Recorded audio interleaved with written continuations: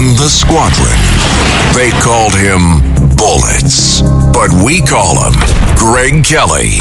Greg Kelly is on the air on the Red Apple Podcast Network. I know the boats are a little gun shy right now. They don't want to go through the Strait of Hormuz. They'll figure it out. All these fake news people, you know. I 2 weeks ago, they didn't know what the Strait of Hormuz was. They thought it was a nightclub. You know, they had no idea. It's very interesting to me that Syed Abbas Aragashi, the foreign minister, is kind of calling the shots there right now. I noticed this guy during the war. He is the foreign minister of Iran.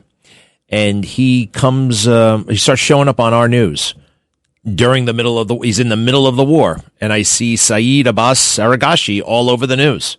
This is what he sounds like when he's doing the news. Cut 11, please. Cut 11. Joining me now is the Foreign Minister of Iran, Abbas Araghchi. Mr. Foreign Minister, welcome to Meet the Press.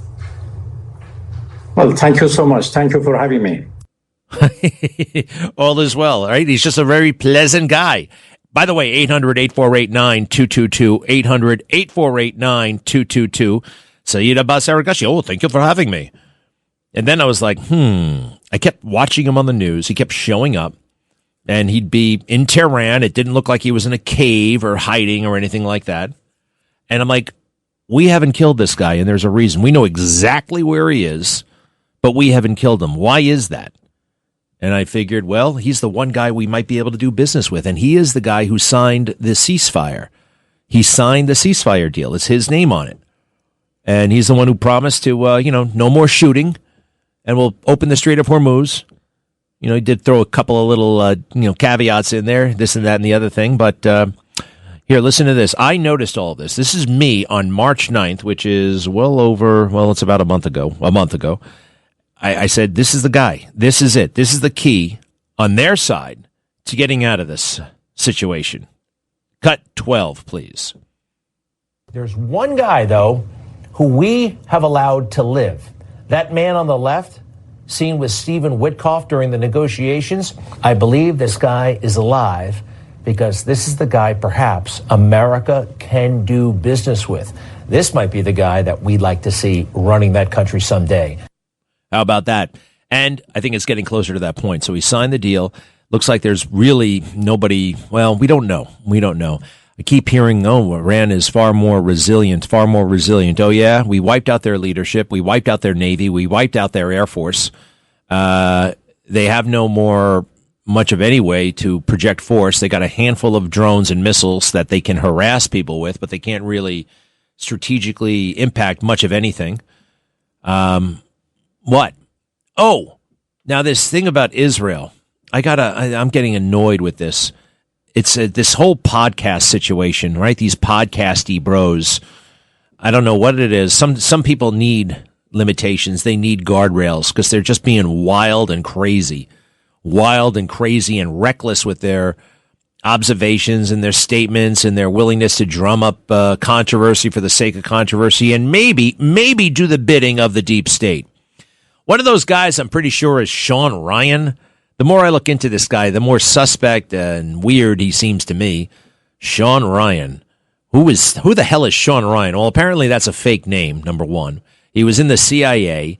They say he was a Navy SEAL. Always ask questions when they tell you I'm a Navy SEAL, all right? Don't be too impressed. Sometimes, I really like the idea that we're going to have all men automatically register for the draft. All eligible people will register for the draft. Actually, I got to look into that. Is it going to be women too? I don't think it should be women. I'm not comfortable with women going to war. I'm not. Less now than ever before. I was in the military with women. I actually liked having the women around. They had a nice effect on the men. But now I don't like it. Now that we've seen women shot down, can we afford a woman POW? I don't want any POW, but I'd rather have a man POW than a woman POW. This Israel, Israel is controlling Trump, and people are seizing on this dopey story in the New York Times. Oh, President Trump didn't sit at the head of the table. He sat across from Bibi. Benjamin Netanyahu goes to the White House, and they have a conference room. I've been in the Situation Room, by the way. They got to stop calling it the Situation Room. It's just a conference room. There's nothing particularly sensitive about it. Do you have a conference room where you work? I don't always sit at the same seat in the conference room. It depends. It depends who I'm with. It depends what we're going to do there. It depends. Are we going to, am I going there to get chewed out? Am I going there to chew somebody out? Am I going there to pitch something? Am I going there to be pitched something? Am I watching a video? Am I listening to something? I'll sit anywhere. It depends. The boss gets to sit where he wants. The boss doesn't, oh, that's my chair. It's not like Archie Bunker. Hey, that's my chair. Get out. That's my chair. No, it's what position can I see everything? And they were going to be running videos on the video thing that's aside. If you were watching TV, do you want to watch the TV from the side or do you want to watch it, head on? What's the best seat? You sit head on and watch the TV. What's he looking for? And they say, ooh, wow, he now works. He works for Benjamin Netanyahu because Benjamin Netanyahu was on the other side of the table. So what? 2 tankers have crossed the Strait. 2 tankers have crossed the Strait. That's nice. That's nice. I like it. 2 tankers. All right. This is going to take a little bit getting used to. When it goes to President Trump's tweet, that freaked a lot of people out, including me a little bit. I must say I was a little bit worried. Oh my gosh. Civilization in Iran will cease to end. Yikes.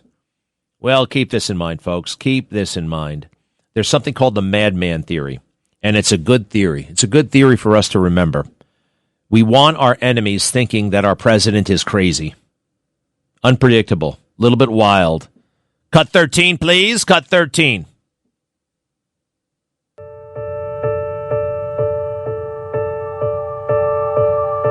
Nixon called it the madman theory.